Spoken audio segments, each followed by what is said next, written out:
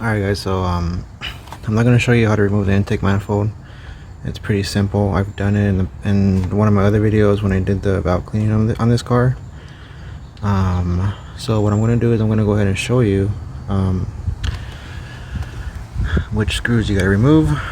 You get a lot more space when you remove the intake manifold.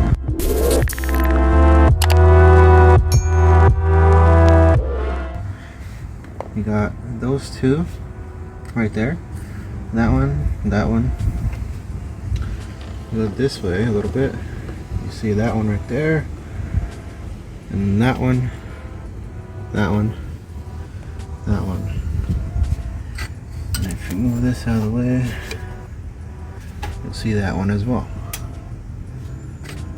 So remove all those bolts, and then the new one will pop in place.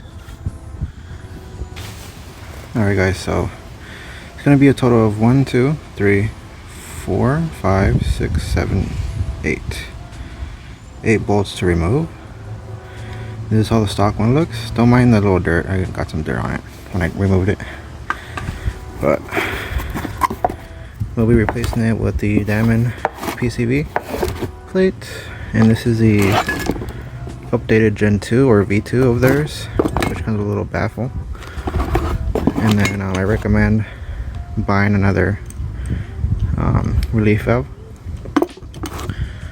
You could take this one off, but if you're like me, I like to keep everything stock, keep the stock parts, and I'd rather just buy something fresh, pop it in, and work from there.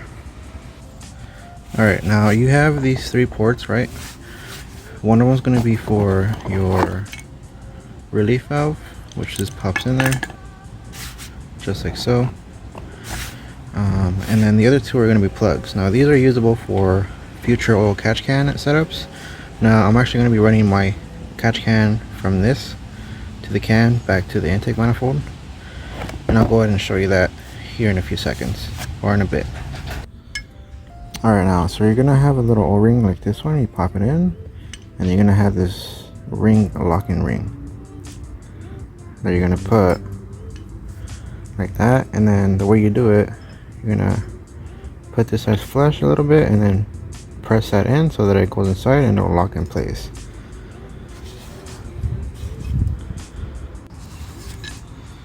Okay, so what I'm gonna do, I got this thread locker blue, which is for removing bolts that have been seated after a while.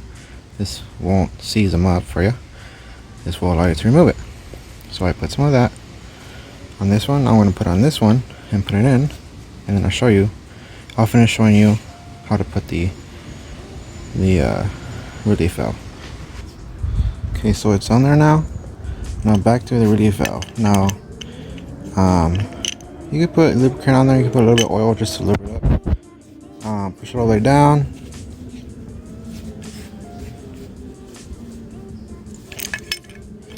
You may either hear a click or you'll feel it slide into place on the very bottom, and you'll know because as you can see, it's sitting flush on top. When it's seated, you'll see a little bit of a gap on top.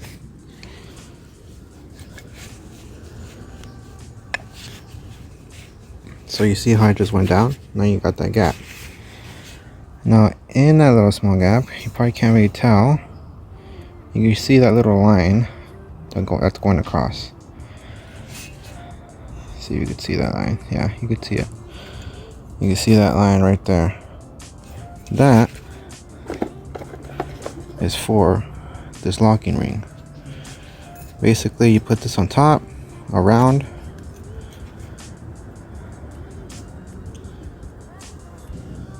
like that. This will slide into the groove. You push this side in, and it'll lock in place. Just like that. Very, very simple. It'll keep it from coming out. Now, if you want to remove in the future, you could. You just gotta get a little plier, or not a plier, or like a needle nose or something, like a pick, and then take it out. But that is on there pretty good. So that's pretty much it for that. Next, I recommend also purchasing a brand new gasket for your new PCV plate, because why not have something fresh? So you pretty much put it inside the groove.